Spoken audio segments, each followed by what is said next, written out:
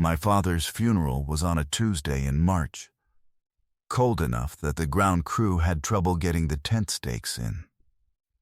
I remember that detail more clearly than almost anything else from that day, which tells you something about how a mind protects itself when it can't yet hold the bigger thing. Grant stood next to me at the graveside. He had stood next to me at nearly every important moment of my adult life. My wedding, the hospital waiting room the night my daughter was born, my mother's funeral 6 years before this one. He was not just a friend. He was the closest thing I had to a brother. I want to be honest with you about something before I go further. I had noticed things over the years. Small things, a look that passed between Grant and my wife Melissa at a dinner party once, gone before I could name it. A joke of hers that referenced a conversation I didn't remember being part of. I noticed these things the way you notice a draft in a house. You feel it. You don't investigate it. You just put on another sweater and go about your evening. I want you to understand that about me before the story continues. I am not a naturally suspicious man. I have, at times, been an intentionally unsuspicious one. After the service, most people went back to the house. Grant stayed behind at the grave with me while the crew started folding the tent. It was just the two of us, the cold and the fresh dirt. He said my name, and something in the way he said it made me turn around fully. He told me there was something he needed to say, and that he had needed to say it for a long time, and that he understood if I never spoke to him again once he did. I did not have a version of this conversation prepared. I want you to know that everything that happened next, I lived through without a script, which is different from most of what I've told you about in other stories. He told me that 6 years ago, before my daughter was born, Melissa had told him something in confidence.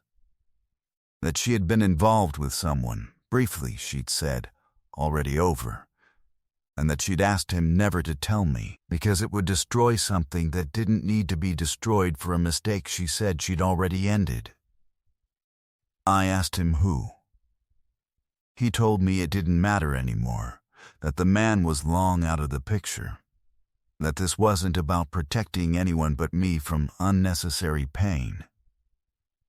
I did not believe that reasoning even in the moment, and I told him so. He didn't argue with me about it. I want to tell you something Grant said next, because it changed how I understood the last 6 years of my own friendship with him. He told me that carrying it hadn't been simple loyalty, the way he'd probably described it to himself at first. He said there had been dinners, birthdays, the christening, moments where he'd stood next to me, smiling, holding a secret that sat in his chest like a stone he couldn't put down anywhere. He told me that about 2 years in, he'd started rehearsing ways to tell me, actual sentences, in the shower, in his car, and had talked himself out of every single one of them. He said the longer he waited, the more telling me felt less like honesty and more like a confession of his own failure to have said something sooner. 6 years, he said, is a strange kind of math. Every year that passed made the truth heavier and the silence easier, until the two scales tipped so far apart that only something as large as a funeral could force his hand. I asked him the only question that actually mattered to me standing in that cemetery. I asked him why now.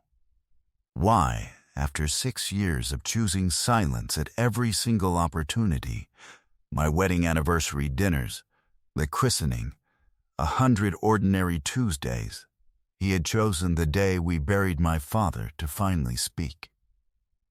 He said my father had pulled him aside at the hospital in the last week, when it was just the two of them for a few minutes while I'd gone to find coffee. He said my father told him that a man should not carry another man's secret past the point where it stops protecting anyone and starts protecting only the person keeping it. Grant said he'd thought about that sentence every day since, and that he wasn't sure he could stand at another family funeral of mine carrying it. I did not know what to do with the fact that my father, a man who never met Melissa's affair, who never knew any of this, had somehow in his last week delivered the sentence that finally cracked it open. I went home that night. I did not confront Melissa immediately. I want to be honest about why, because it is not a flattering reason.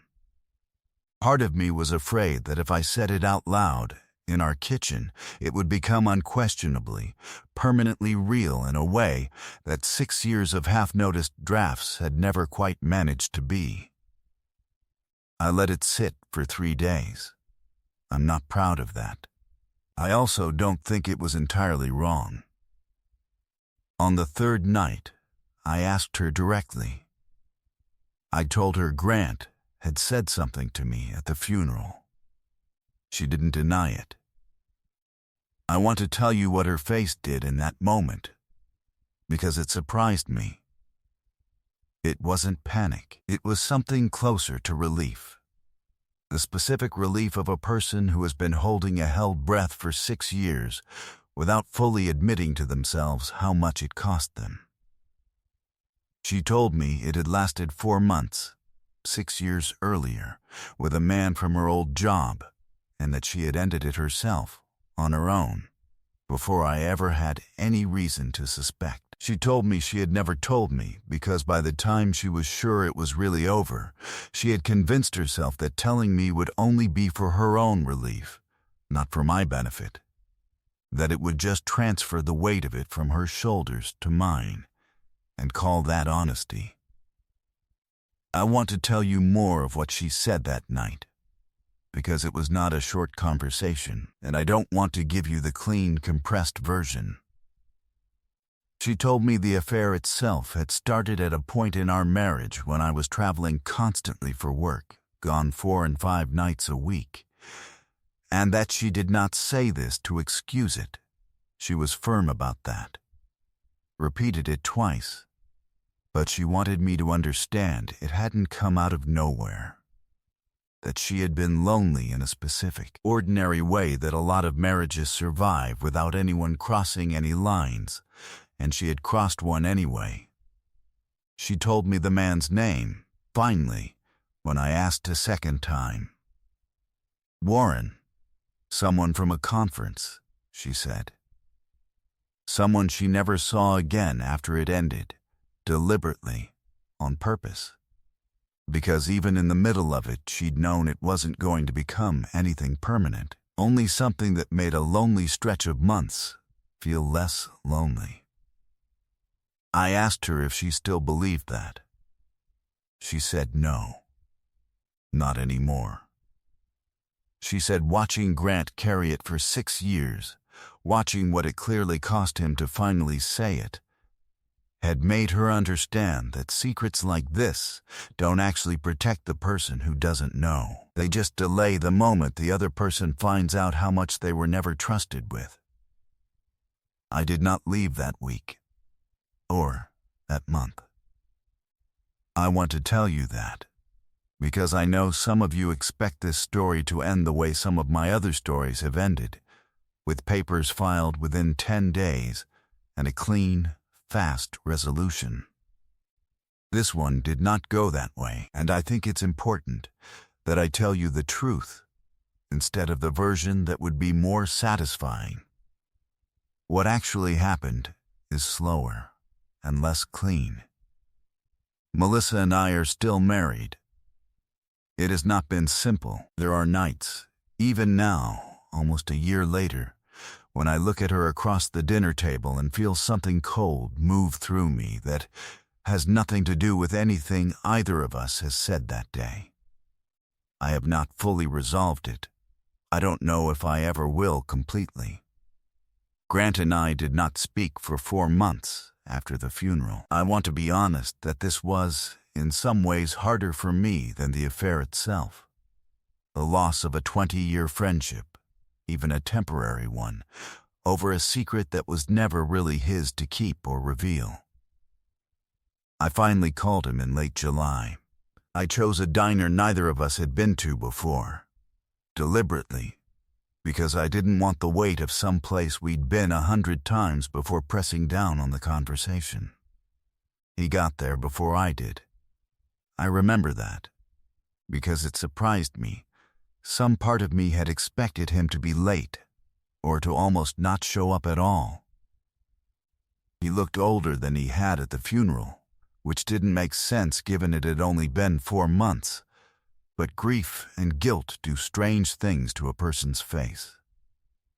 We ordered coffee we barely touched. He apologized again, more specifically this time, not just for keeping the secret, but for the particular way he'd chosen to end it, at a graveside, on the worst possible day, when I had no armor left for anything.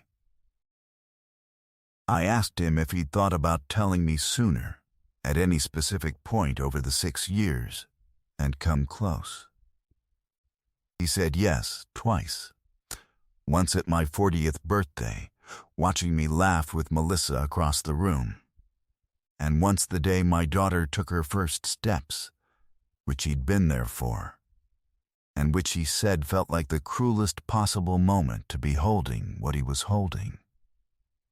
Both times, he said, he'd told himself the timing was wrong, that there was never going to be a right moment, and that waiting for one was really just another way of never doing it at all. I told him I understood why he'd stayed quiet for so long, even if I wished, every day, that he hadn't. I told him I didn't think loyalty to Melissa had been the whole reason. I thought some of it had simply been his own fear of what telling me would cost him, the 2 friendships he might lose instead of the one he was trying to protect. He didn't argue with that. He just nodded, slowly, the way people do when they're finally hearing a true thing said out loud that they've only ever let themselves think privately. We are not exactly what we were before. I don't think we ever will be. But we are something. He came to my daughter's school recital in the spring. We don't talk about that year much, but we talk about other things. Ordinary things, the way old friends do once enough time has passed, that a wound stops being the only thing in the room. I think about my father's sentence more than almost anything else from that entire year. A secret stops protecting anyone and starts protecting only the person keeping it. I think that's true of Melissa's silence, and I think, in a strange way, it was true of Grant's too. His 6 years of quiet may have started as loyalty to a friend, but somewhere along the way, I believe it became more about his own comfort than mine. Looking back, I don't know if I would have wanted to find out sooner. 6 years earlier, I was not the same man I am now. I don't know if I would have handled it with anything close to the steadiness I eventually found. Maybe Grant's timing, as brutal as it was also, in some accidental way, the only timing that would have actually worked. Did Grant do the right thing by staying silent for 6 years to protect a marriage that wasn't his to protect? And if your closest friend were holding a secret like that about your own life, would you rather never know, or find out the hard way, 6 years too late?